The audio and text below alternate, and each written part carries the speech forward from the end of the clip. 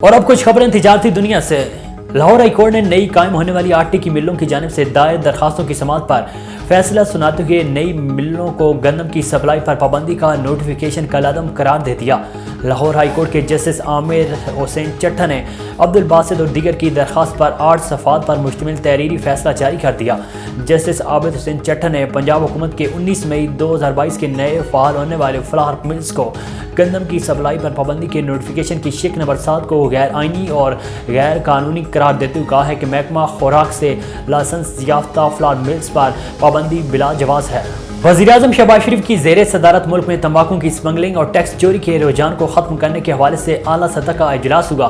اجلاس میں اسحاق ڈار، رانا ثناء اللہ خان، طارق باجوہ اور چیئرمین FBR عاصم احمد نے شرکت کی۔ اس موقع پر وزیراعظم شہباز شریف نے سگریٹ سازی کے شعبے میں اسمگلنگ اور ٹیکس چوری کی فوری روک تھام کی ہدایت کرتے ہوئے کہا ہے کہ رواں مالی سال FBR ٹیکس اہداف کی وصولی کو یقینی بنائے۔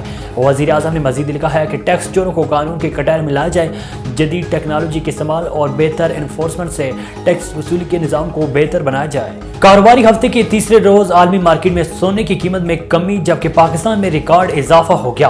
عالمی مارکیٹ میں فی اونس سونے کی قیمت میں $60 کمی ہوئی، جس کے باعث نئی قیمت $1803 کی سطح پر آ گئی۔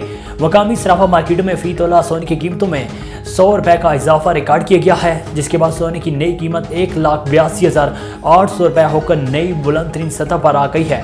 10 گرام سونے کی قیمت میں $85 کا اضافہ ریکارڈ کیا گیا، جس کے بعد نئی قیمت $1,56,721 کی سطح پر آ گئی ہے۔